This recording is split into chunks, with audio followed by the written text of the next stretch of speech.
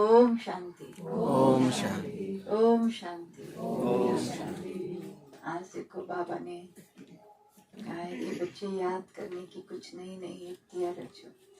क्या युक्ति रचते हैं याद करने की? एक तो सवेरे अमृत वेले उठना भी क्या है, याद करने की युक्ति है। क्योंकि दिन भर हम बहाना देते हैं, टाइम नहीं, ये काम में बिजी है।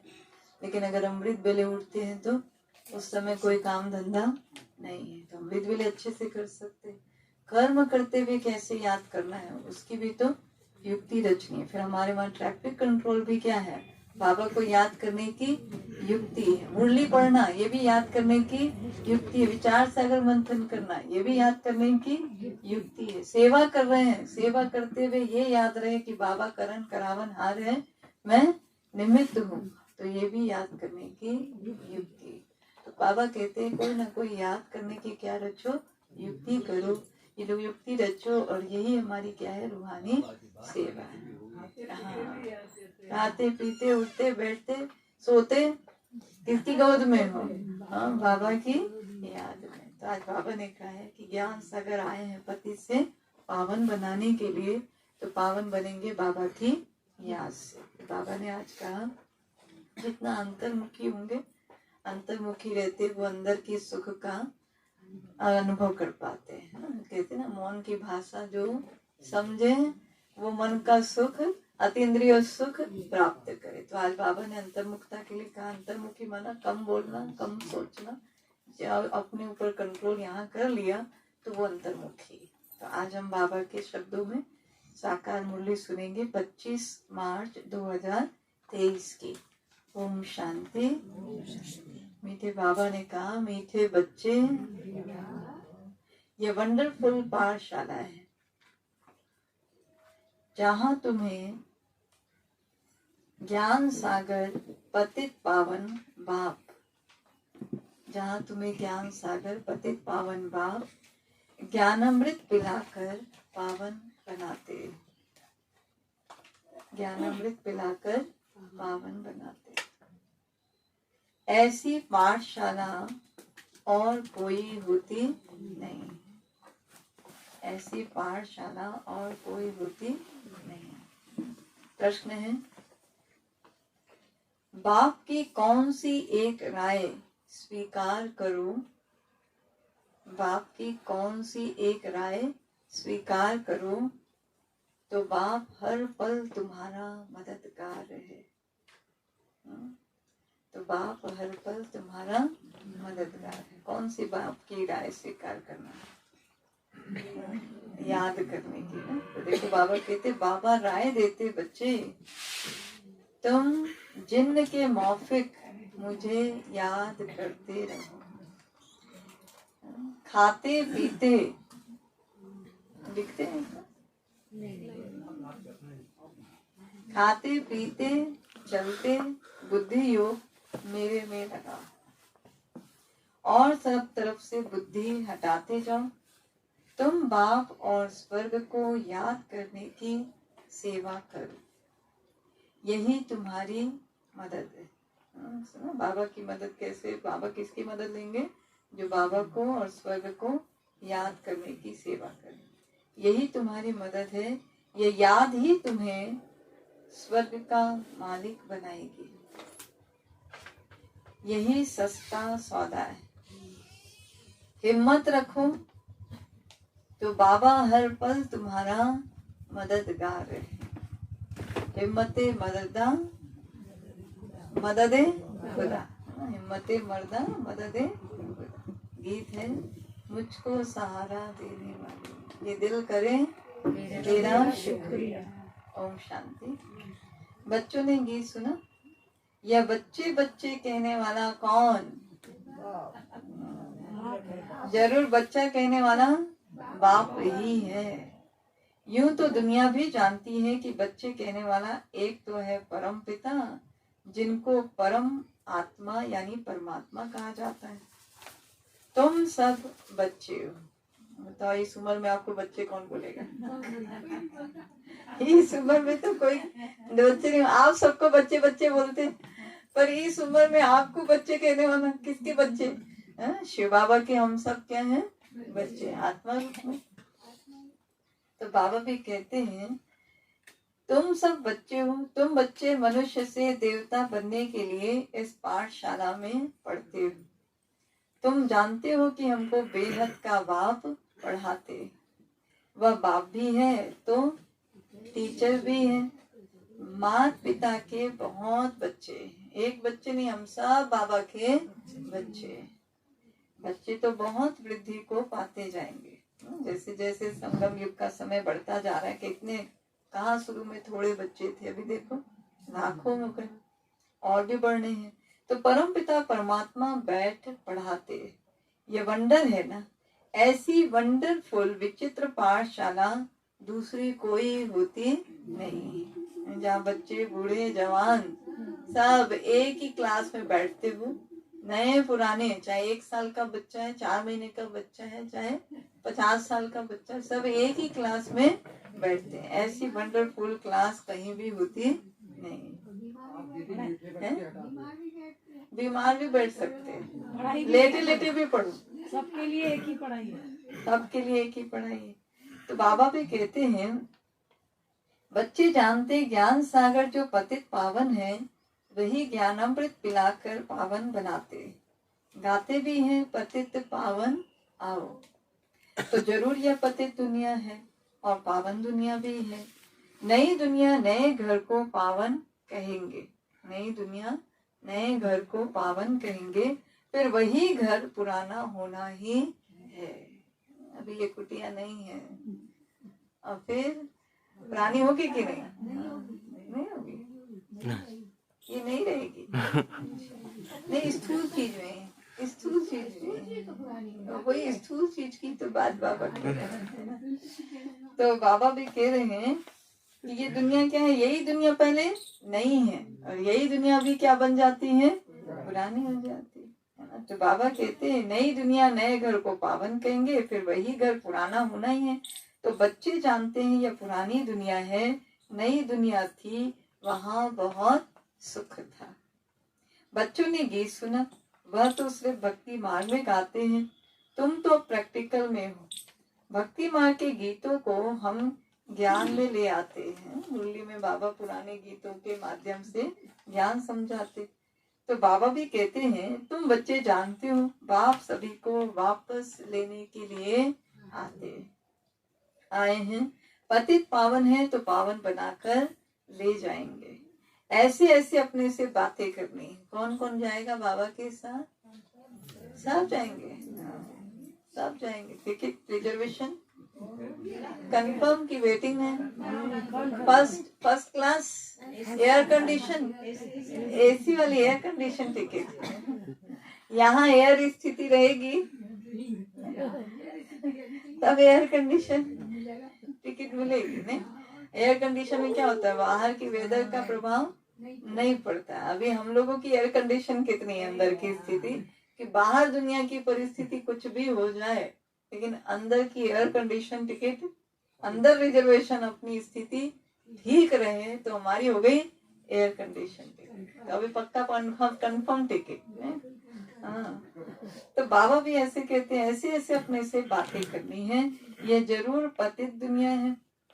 पावन देवताओं को व पावन सन्यासियों को पतित मनुष्य नमन करते, परंतु पतित पावन बाप एक ही है। सभी उस पावन बनाने वाले को याद करते हैं, क्योंकि सारी दुनिया को दुख से लिबरेट करना यह बाप का ही काम है। दुख कौन देते हैं? सुख देती है रावण देता, विकार देते हैं। आज बाबा ने कहा अगर हमारे अंदर ही कोई विकार है तो हमको क्या करते हैं, वो दुखी करते हैं। विकारों का नाम क्या है? बताओ नाम क्या है विकारों का नाम? आज बाबा उनके भी नाम याद करवा रहे हैं कि दुश्मन का नाम पता हो किसको मारना है, पता चले किसी और को मार दो। नहीं, वैसे तो देखिए गुस्सा अगर हम कर रहे हैं किसी के ऊपर, मान लो मैं किसी के ऊपर गुस्सा कर रही हूँ, अब आप कहो इसी को मार दो, दिखाई मैं दे रही हूँ, पर मारना किसको है? क्रोध को मारना है, ना कि व्यक्ति को मारना है, ना व्यक्ति से दुश्मनी करना है। दुश्मन हम सबका कौन है? विकार है सारे। तो विकारों का नाम क्या है? तो बाबा कहते काम का भूत, क्रोध का भूत, अशुद्ध अहंकार का भूत। शरीर को भी भूत कहा जाता है क्योंकि 5 भूतों यानी तत्वों का बना हुआ शरीर है। आत्मा तो इनसे न्यारी है, एक शरीर छोड़ दूसरा लेती है। अब तुम बच्चे नई दुनिया भी देख रहे हो और उसके लिए पढ़ते हो, यह नहीं जानते क्योंकि गीता के भगवान को द्वापर युग में ले गए। बाबा कह रहे हैं मनुष्य भी समझते कि लाइन छूटी। अब तुम बच्चे नई दुनिया में देख रहे हो, उसके लिए पढ़ते हो। मनुष्य भी समझते विनाश होना है, महाभारी लड़ाई लगनी है, परंतु फिर क्या होगा यह नहीं जानते क्योंकि गीता के भगवान को द्वापर युग में ले गए। अच्छा, वहां पर द्वापर युग में हो गया तो फिर कौन सा युग आ गया और कलयुग आ गया। ऐसा हो तो फिर तो गीता ज्ञान देने का उद्देश्य पूरा नहीं हुआ। तो राजयोग तो गीता के भगवान ने सिखलाया, श्री कृष्ण तो सिखला ना सके। गीता में श्री कृष्ण का नाम डाल उनको द्वापर युग में ले गए। कहाँ 16 कला संपूर्ण और कहाँ द्वापर युग में सब है कौन सी कला 8 कला वाला। तो 16 कला वाला 8 कला वाले में क्यों आएगा। यह है मुझारा यानी कंफ्यूजन। हम तुम भी इस मुझारे में थे, अब निकल आए हैं। मनुष्य तो दुर्गति को पाए हुए हैं, हम अब ज्ञान से सदगति दिन में जा रहे हैं। जा रहे हैं। अब बुद्धि अगर सही काम कर रही है हमारी तो सदगति हो रही है, संस्कार सुधर रहे हैं तो सदगति हो रही है ना। धीरे धीरे हम सुधरते जा रहे हैं ना। पहले कितने थे, कैसे थे, और अभी देखो कैसे बन गए।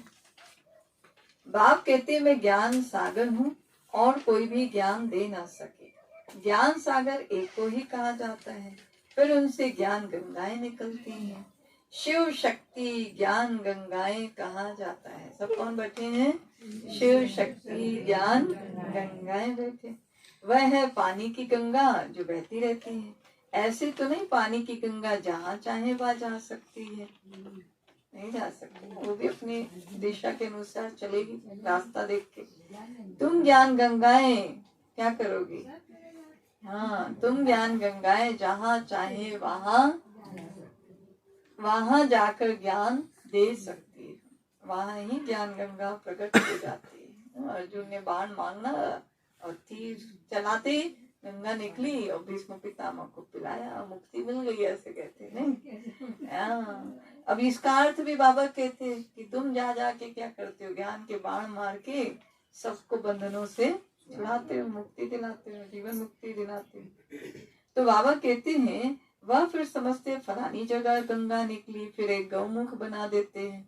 वास्तव में गौमुख तो तुम बच्चियां हो।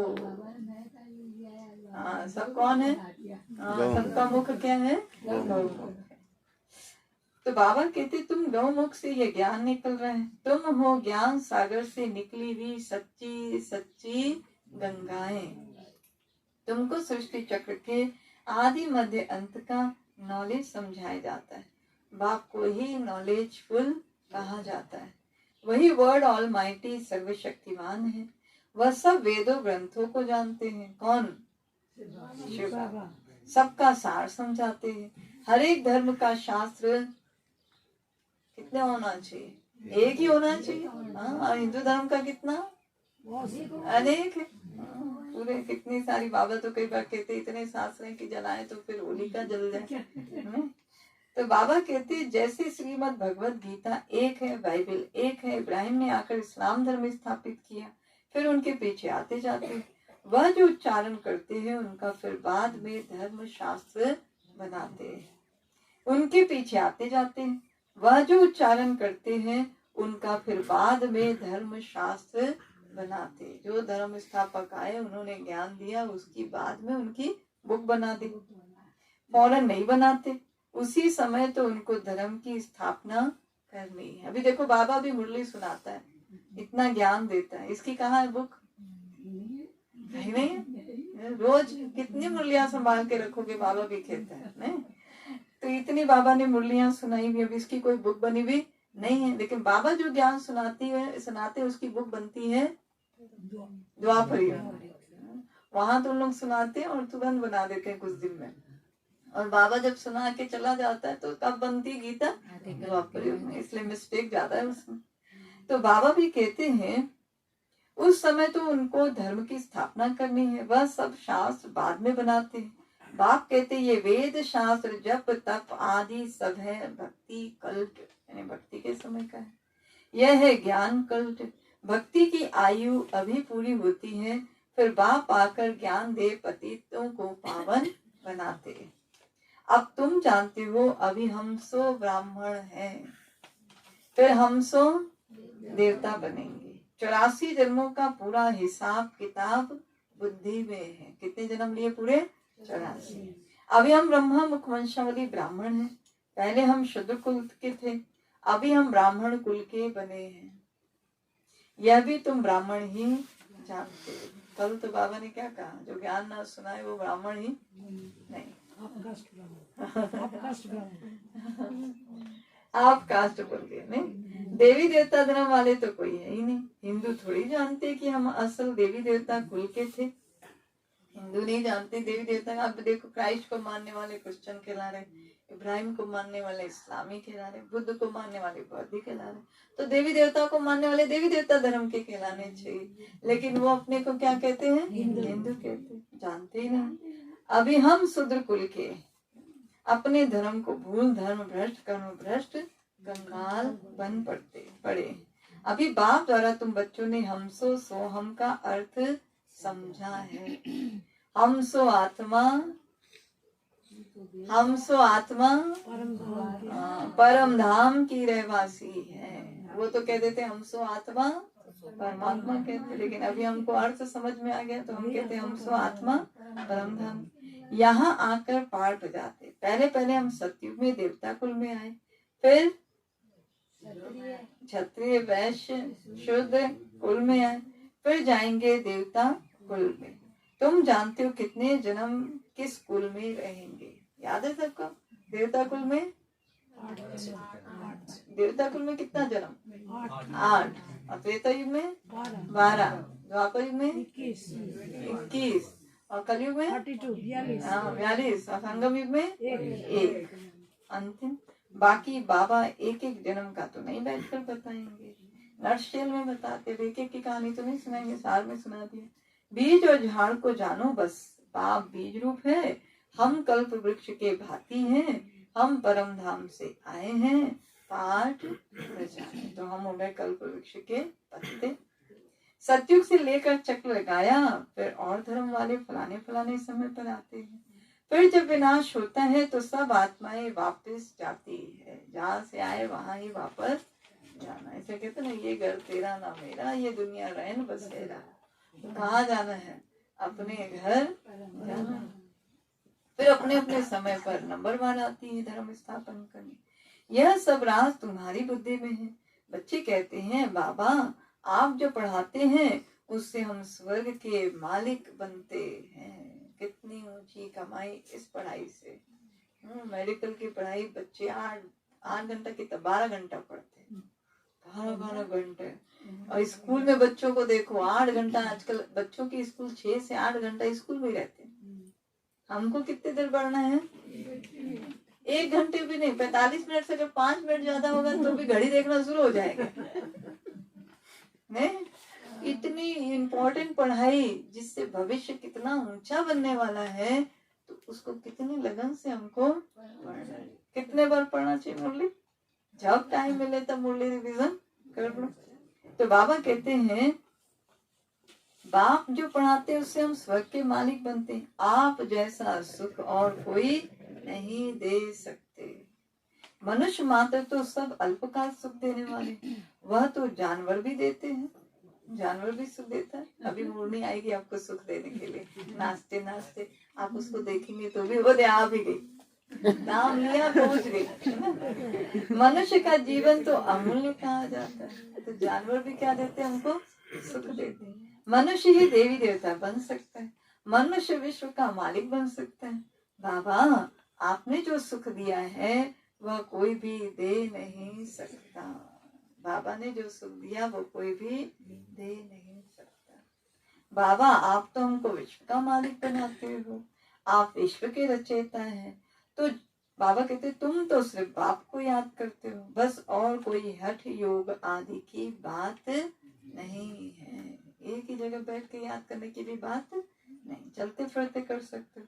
तुम बाप के बने हो, जानते हो बाबा नए विश्व का रचयिता है, बाबा परम धाम से आए हैं, मोस्ट बिलविड बाप है, सब उनको याद करते हैं। भल कोई भी धर्म वाला होगा, ओ गॉड फादर, हे भगवान व अल्लाह जरूर कहते रहेंगे। बाप कहते हैं मैं सभी को सुख देकर जाता हूँ, तब भक्ति मार्ग में मुझे याद करते। जब दुख देना कौन शुरू करता है? रावण। तो फिर कौन याद आता है? सुख देने वाला याद आता है।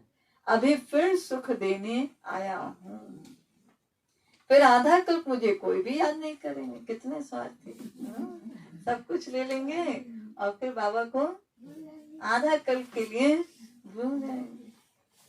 वहां माया रहती नहीं जो दुख दे। तुम विश्व के मालिक देवी देवता बन जाते हो, तो तुम बच्चों की दिल में रात दिन ये रहना चाहिए, बाबा आप हमको विश्व का मालिक बनाते हो। ये नशा रहे बाबा से प्यार बढ़ाने के लिए, ये ऐसी पॉइंट कि बाबा आप हमको क्या बनाते हो? विश्व का मालिक बनाते। तो बाबा कहते बाबा आप हमको विश्व का मालिक बनाते हो। तो बाबा भी कहते हम अगदार भी हैं। बाबा के हम क्या हैं? सब बच्चे अगदार भी हैं। बाप नया विश्व स्वर्ग रचते हैं तो जरूर बच्चों को ही मालिक बनाएंगे ना। गॉड फादर हेवन रचते हैं तो फिर हम सब हेवन में क्यों नहीं हैं? बाप स्वर्ग का रचेता और बच्चे पड़े हैं नर्क में, तो जरूर बाप को भूल गए ना, बिछड़ गए। इसीलिए सभी हेवन में हो तो हेल होवे ही नहीं। ये तो हार जीत सुख दुख का खेल है, और देखने में मजा किसको है? बाबा को। ना उसको सुख में आना है ना दुख में आना है ना, ना माया के चक्कर में आना है उसको, है ना। तो सारा खेल किसके ऊपर चल रहा है? हम लोगों के ऊपर। हम सब खेल खेलने वाले भी इसी में है। बाबा सबसे ज्यादा होशियार बुद्धिमान, जानता था खेल में जो जाएगा उसको सुख और दुख देखना पड़ेगा। हम लोग खेल के लालच में आ गए और वो रहा ऊपर, अब हमको दुख से छुड़ाने के लिए आते। तो बाबा भी कहते ये तो हार जीत सुख दुख का खेल है, नई दुनिया फिर पुरानी बनती, नया कौन बनाते और पुराना कौन बनाते? ये सृष्टि चक्र कैसे फिरता है ये बुद्धि में रहता है। सत्य त्रेता में है सूर्यवंशी चंद्रवंशी, फिर द्वापर में और धर्म इमर्ज होते हैं। जो जिस प्रकार कल पहले हुआ है वैसे ही फिर रिपीट होना है। तुम बच्चे जानते हो अभी फिर से सत्युग स्टार्ट होने वाला है। सत्युग स्टार्ट होने वाला है, पुरानी दुनिया खत्म हो नई आने वाली। मनुष्य समझते ये दुनिया अर्जुन पुरानी होती ही रहेगी, और कितनी पुरानी करेंगे। अभी तो गिरने मरने की हालत में आ गए, लड़ झगड़ रहे हैं। खेल जब तक नियम मर्यादा के अंदर खेल रहे थे तो सबको सुख दे रहे थे, और जहां से गड़बड़ी चीटिंग करना शुरू किया खेल सारा बिगड़ गया।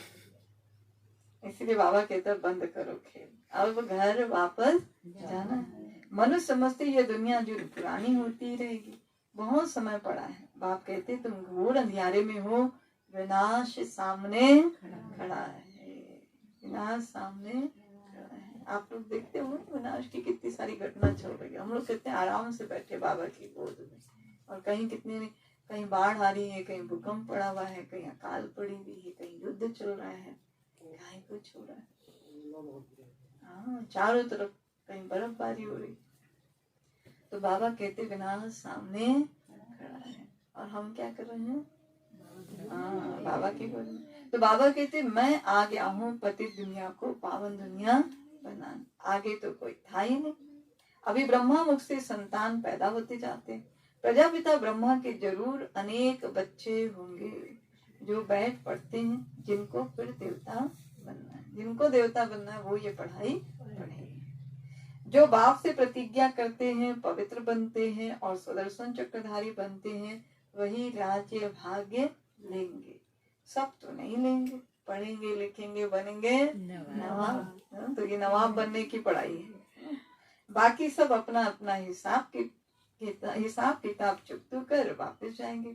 बाबा देवता धर्म की फिर से स्थापना कर रहे हैं और सभी धर्म विनाश होने वाले हैं, विनाश होने हैं। महाभारी लड़ाई भी सामने खड़ी है। यह हिस्ट्री ज्योग्राफी का राज गीता का भगवान बैठ समझाते।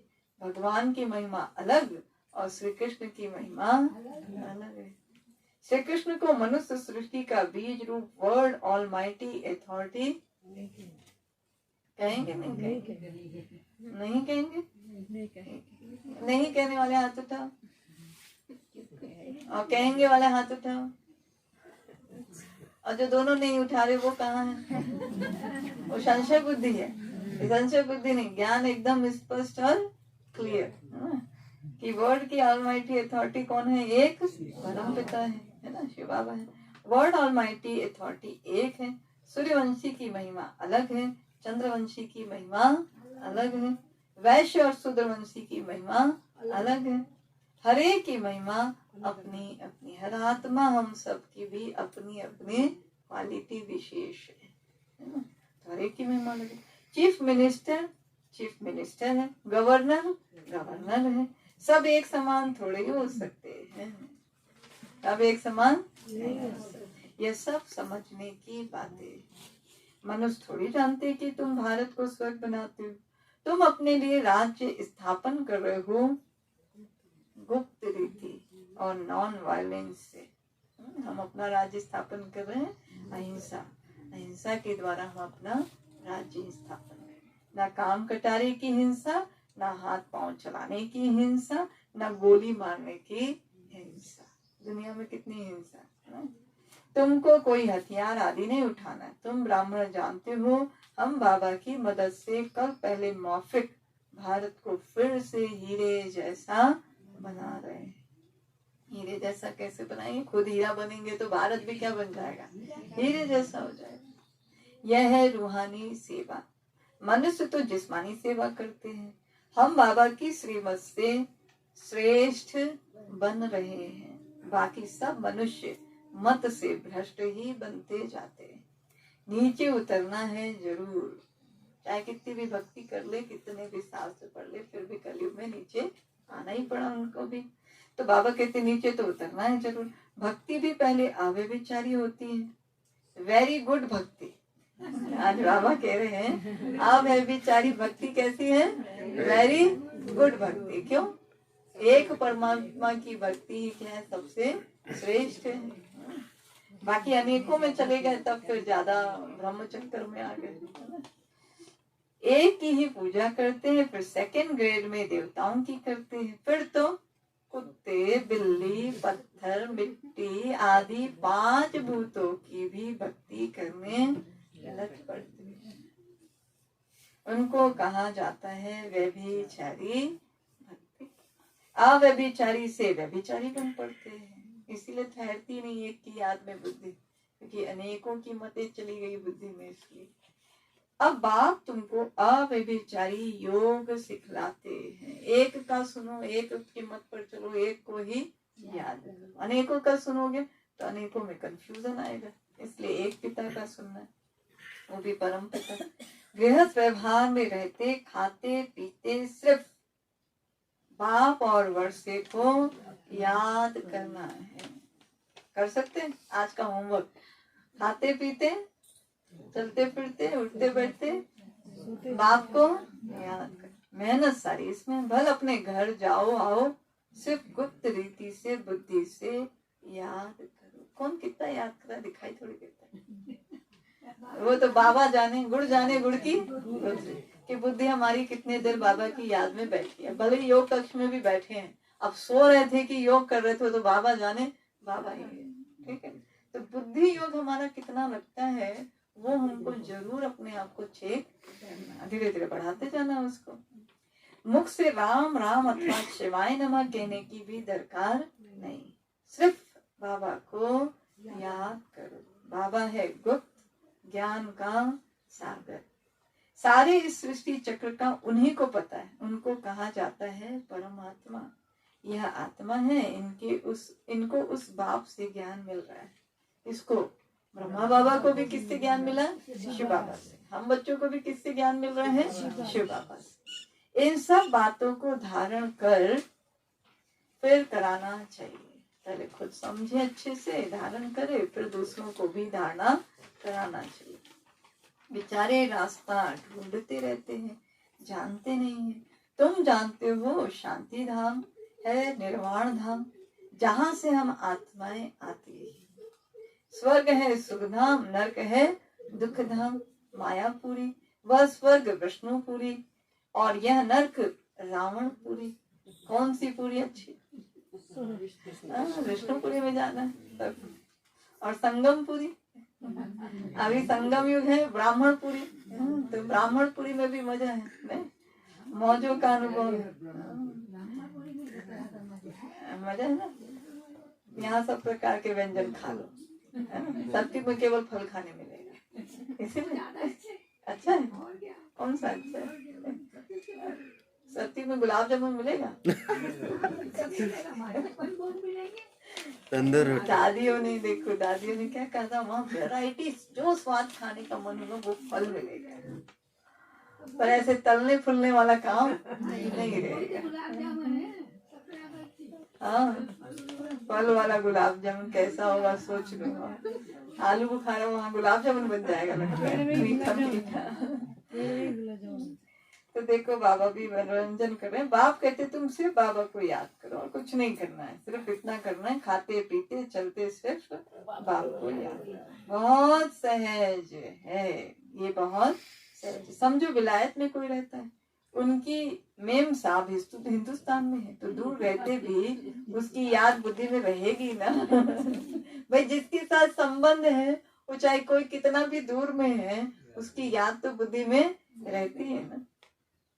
हम भी कितने दूर हैं, बाबा कह रहे हम भी तुमसे कितने दूर हैं, परंतु बुद्धि से बाबा को याद करना है, जिससे बहुत सुख मिलता है और सबसे तो दुख मिलता है। और सबसे क्या मिला? दुख मिलता है। सुख किससे मिला? बाबा से मिलता है। मनुष्य मनुष्य को कभी भी सदा सुख नहीं दे सकता। बाप कहते हैं सुख चाहिए तो क्या करो? जिन्न के माफिक याद करते रहो। बस बाप और स्वर्ग को याद करो, यही हमारी सेवा है। आज बाबा ने सेवा की कौन सी परिभाषा दी? कि बाप और स्वर्ग को याद करो, यही हमारी सेवा है। क्योंकि हम याद करेंगे तो दूसरों को भी याद दिलाएंगे। हम तुम्हारी सेवा करते हैं याद कराने की, तुम फिर याद करने की सेवा करो। यह राय अंगीकार अर्थात स्वीकार करो, यही तुम्हारी मदद है। जो बाबा की याद में रहते हैं वो विश्व में शांति लाने की मददगार बन गए। हिम्मते मर्दा मददे खुदा, ये याद ही तुमको स्वर्ग का मालिक बनाएगी। कितना सस्ता सौदा है। वो गुरु लोग तो बहुत धक्के खिलाते, एक ही सदगुरु जब आते हैं तो फिर कोई गुरु करने की दरकार नहीं रहती। गुरुओं का गुरु मिल गया तो फिर और किसी के पीछे जाने की दरकार नहीं। गुरु पना ही निकल जाता है, सभी सदगति को पा लेते हैं। एक सदगुरु के आने से फिर अनेक गुरु करने की रस्म रिवाज आधा कल्प के लिए निकल जाती है। फिर भक्ति मार्ग में बरसम चलती। सतयुग में गुरु कोई होता नहीं, वहां अकाले मृत्यु कभी होता नहीं। हेल्थ वेल्थ और हैप्पीनेस 21 जन्मों के लिए मिलती, ऐसे और कोई दे ना सके। तुमको बाप द्वारा ही हेल्थ वेल्थ और हैप्पीनेस मिलती, बाकी सब निर्वाण धाम में चले जाते हैं। अच्छा, मीठे मीठे सिखी लदे बच्चों प्रति माता पिता बाप दादा का। अरे यार दूसरे तरीके, मीठे मीठे सिखी लदे सुदर्शन चक्रधारी बच्चों प्रति माता पिता बाप दादा का याद प्यार और गुड मॉर्निंग। रूहानी बाप की रूहानी बच्चों को नमस्ते।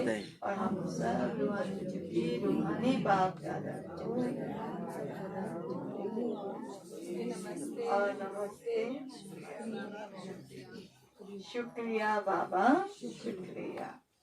धारणा के लिए मुख्य सार है। पहला, श्रीमत पर भारत को हीरे जैसा श्रीमत पर भारत को हीरे जैसा बनाने की रूहानी सेवा करनी है। गुप्त रीति से बाप को याद कर श्रेष्ठ बनना है। गुप्त रीति से बाप को याद कर श्रेष्ठ बनना है। दूसरा, अपने आप से बातें करनी, रूह रेहान करना है। बाबा, आपने जो सुख दिया वह कोई दे नहीं सकता। बाबा, आपकी पढ़ाई से हम विश्व का मालिक बनते हैं। आप नई सृष्टि रचते हो, उसके हम हकदार हैं। फिर है वरदान, भ्रिकुटी की कुटिया में, सब कौन सी कुटिया में बैठे? भ्रिकुटी की कुटिया में बैठ अंतर्मुखता का रस लेने वाले सच्चे तपस्वी मूर्त भव। जो बच्चे अपने बोल पर कंट्रोल कर एनर्जी और समय जमा कर लेते हैं, उन्हें स्वतः अंतर्मुखता के रस का अनुभव होता है। अंतर्मुखता का रस और बोलचाल का रस, इसमें रात दिन का अंतर है। कई बार गप मारने में बड़ा मजा आता है ना, इधर उधर की बातें सुनने सुनाने में बड़ा मजा आ रहा है, अब नहीं आता। तो बाबा इसलिए कह रहे हैं, जो अंतर्मुखी बन गए उनको व्यर्थ बातों में कोई मजा नहीं आएगा। कौन सी बातों में मजा आएगा? भाई ज्ञान की लेन देन करेंगे, ज्ञान योग करेंगे, तो उसमें क्या आता है? मजा आएगा। अंतर्मुखी सदा भ्रिकुटी की कुटिया में तपस्वी मूर्त का अनुभव करता है। अंतर्मुखी सदा भ्रिकुटी की कुटिया में तपस्वी मूर्त का अनुभव करता है। वो व्यर्थ संकल्पों से मन का मौन और व्यर्थ बोझ से मुख का मौन रखता है। रखते हैं? आज तो पूरा करना है, आज का होमवर्क मिला है विशेष, मन का भी मौन और मुख का भी मौन। इसलिए अंतर्मुखता के रस की अलौकिक अनुभूति होती है। फिर स्लोगन है, राजयुक्त बन हर परिस्थिति में राजी रहने वाले ही ज्ञानी तू आत्मा है। राजयुक्त बन हर परिस्थिति में राजी रहने वाले ही ज्ञानी तो आत्मा है। फिर सार रिपीट करें, क्या बोला बाबा ने मीठे बच्चे में? यह वंडरफुल पाठशाला है जहाँ तुम्हें ज्ञान सागर पतित पावन बाप ज्ञानामृत पिलाकर पावन बनाते हैं, और ऐसी पाठशाला कोई होती नहीं। क्वेश्चन आंसर में कौन सी राय स्वीकार करना है बाबा की, तब मददगार है। हाँ, बाबा राय देते, बच्चे तुम जिन के मौफिक क्या करते रहो, मुझे याद करते रहो, खाते पीते योग बुद्धि योग मेरे साथ लगाओ और सब तरफ से बुद्धि योग हटाते जाओ। तो स्वर्ग को भी याद करना और बाबा को भी याद करने वाले बच्चे ही क्या है? बाबा के मददगार। 5 शब्द याद रखेंगे। पहला है वंडरफुल पाठशाला, दूसरा है जिन्न की मौफिक याद, ठीक है, और तीसरा है हीरे समान, खुद को हीरे जैसा बनाना है श्रीमत पर चल के, और भारत को भी हीरे जैसा। चौथा है भ्रिकुटी की कुटिया, कहाँ बैठो? आज अंतर्मुखी बन के भ्रिकुटी की कुटिया में बैठी मैं आत्मा। और 5वां है राजी, हर परिस्थिति में क्या रहना है? राजी। पहला वंडरफुल पाठशाला है। पहला वंडरफुल पाठशाला, नशे में रहना। वंडरफुल पाठशाला में पढ़ती हूँ मैं।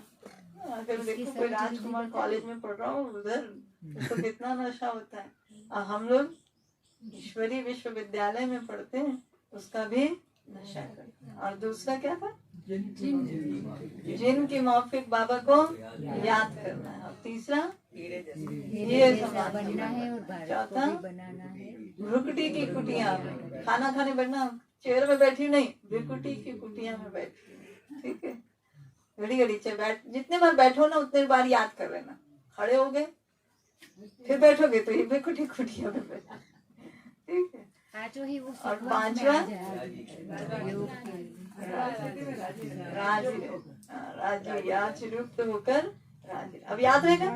अब एक बार फटाफट रिपीट करना। पहला वंडरफुल पाठशाला, दूसरा जिन माफिक याद, हीरे जैसा जीवन, भ्रुकुटी कुटिया में दीदी अगर भ्रुकुटी की कुटिया आगे ले लेना तो वो पूरा हो जाएगा, माना योग की एक छोटी सी क्लिप बन जाएगी। हाँ। ये हाँ, मैं आत्मा वंडरफुल पाठशाला में भ्रुकुटी की मध्य में बैठ हीरे समान बन रही हूँ और भारत को बना रही हूँ, और जिनके मुसाफिर हीरे समान भारत को बन रही हूँ और बना रही हूँ, और सदा बाबा की राज में राजी हूँ। तो ये कमेंट्री बना लूंगे ना 5 शब्द में। आज तो याद रहेगा ना 5 शब्द का होमवर्क। बिना देखे बोलना ना, अभी देख के तो नहीं बोल रहा ना, अभी बिना देखे बोलना, बिना देखे बोलो। पहला पाठशाला, अभी एक साथ बोला वंडरफुल, दूसरा, तीसरा, चौथा और 5वां राजी। गुड। आज का 5 शब्द तो याद रहेगा, ठीक है। अच्छा, ओम शांति। अभी बाबा को अभी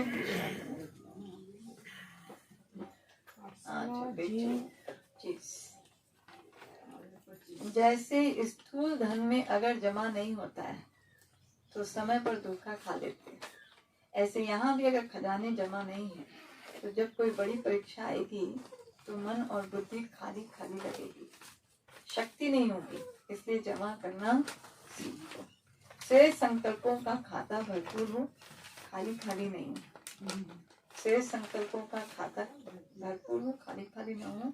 यही शेष संकल्पों का खजाना श्रेष्ठ प्रारब्ध का आधार बनेगा। इसलिए हर परिस्थिति में कुछ भी हो जाए तो भी अच्छा संकल्प करते रहना। याद रखेंगे ये होमवर्क भी। श्रेष्ठ संकल्पों का खजाना भरपूर करना।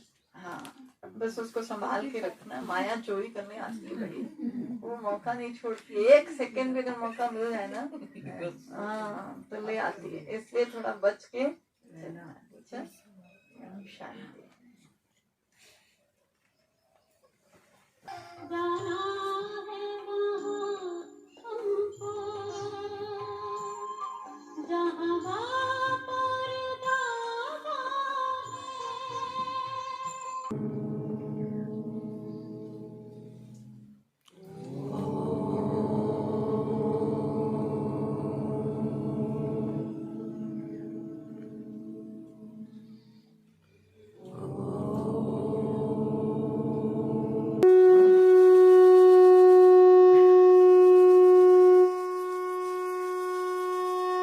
ओम शांति। Good morning.